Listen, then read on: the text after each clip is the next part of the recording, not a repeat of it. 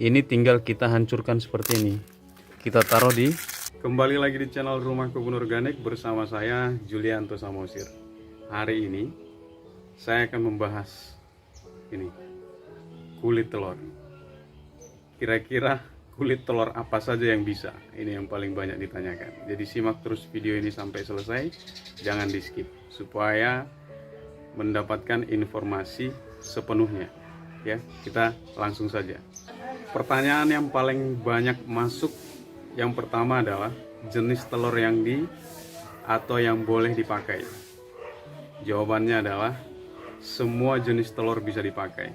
Jadi tidak hanya jenis telur tertentu ya seperti yang ada di samping saya ini, tetapi bisa telur ayam kampung ya, bisa angsa, telur bebek atau telur puyuh sekalipun bisa dipakai ya. Jadi jawabannya semua jenis telur. Kedua ya, pertanyaan yang banyak juga, apakah telur yang sudah direbus itu kulitnya bisa dipakai? Jawabannya bisa ya. Bahkan sebenarnya sisa air rebusan telur itu ya kita bisa langsung gunakan juga seperti POC jadinya fungsinya. Karena apa? Karena waktu kita memasaknya atau kita merebusnya itu, kandungan yang ada di dalam telur itu juga keluar, kandungan kalsiumnya ya. Jadi kita bisa langsung aplikasikan ke tanaman kita. Tetapi jangan diaplikasikan pada saat airnya masih panas. Jadi diaplikasikan kalau sudah airnya sudah dingin. Nah, itu kita bisa langsung aplikasikan ke tanaman kita, dikocorkan ya. Dan kulitnya kita bisa tetap pakai ya, seperti itu. Pertanyaan ketiga yang paling banyak juga, Bang, itu telurnya dicuci dulu atau bisa langsung dijemur ya?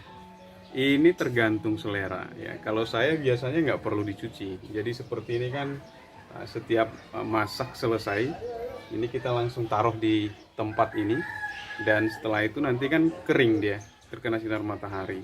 Jadi udah bisa langsung ditumbuk juga, dihaluskan. Jadi tidak harus dicuci. Tetapi kalau ada orang yang atau bapak ibu yang tidak suka bau amisnya, itu bisa dicuci dulu, nggak apa-apa. Jadi itu jawabannya, dicuci dulu atau enggak. Nah, pemakaiannya yang paling baik itu kapan? Ya ini kapan saja ini bisa dipakai. Bisa dicampur pada saat mulai dari pembuatan media tanam itu bisa ya.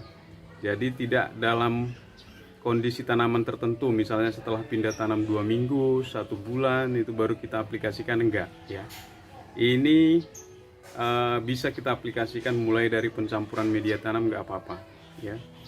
Dan berikutnya adalah pertanyaan yang masuk itu adalah apakah harus sampai halus ya, waktu kita tumbuk kalau itu digunakan untuk ditabur ya. Karena kulit telur ini juga fungsinya kan yang saya sempat buat juga ya, 4 fungsi dari atau manfaat dari kulit telur ini. Itu salah satunya kan mempercepat kembalinya pH tanah ya. Jadi kalau tanahnya asam, ini bisa seperti pengganti dolomit, ini dolomit pertanian. Jadi kita bisa tabur. Nah, seberapa sering kita menggunakannya itu tergantung seberapa banyak kita punya stok atau bahan baku yang akan kita pakai ya. Jadi kalau saya ini kan paling 1 bulan sekali baru terkumpul segini ya. Kita habis hampir 1,5 tray untuk 1 bulan biasanya. Ini baru terkumpul, nanti baru ditumbuk. Itu yang untuk diaplikasikan sebagai pupuk. Nah, penumbukannya itu pun dia ada yang halus, ada juga yang agak kasar, dan ada juga dia hanya diremek-remek gini ya, terus ditaruh gitu aja. Bisa menjadi media semai ya. Jadi biasanya kita kalau menggunakan polybag atau menggunakan plastik yang bungkus es krim biasanya, nah ini kita bisa gantikan juga sebagai alternatif untuk sebagai media semai. Keunggulannya dia adalah waktu misalnya benih sudah siap untuk dipindah tanam atau dipindahkan ke lahan yang lebih besar, kita tidak perlu mencabutnya lagi ya. Jadi ini tinggal kita hancurkan seperti ini ya, dihancurkan dan kita tanam ya.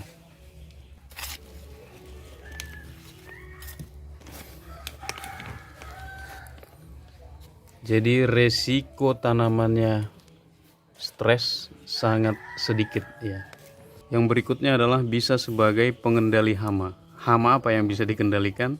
Yaitu bekicot ya.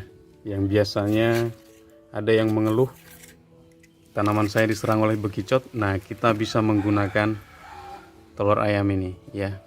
Tentunya setelah kita hancurkan terlebih dahulu, kita taruh di seputaran media tanam ini ya. Jadi kita buat seperti ini ya. Tidak harus menggunakan tangan terbuka seperti ini ya. Kalau Bapak Ibu ragu ya, bisa menggunakan sarung tangan atau dihancurkan dengan batu terlebih dahulu ya.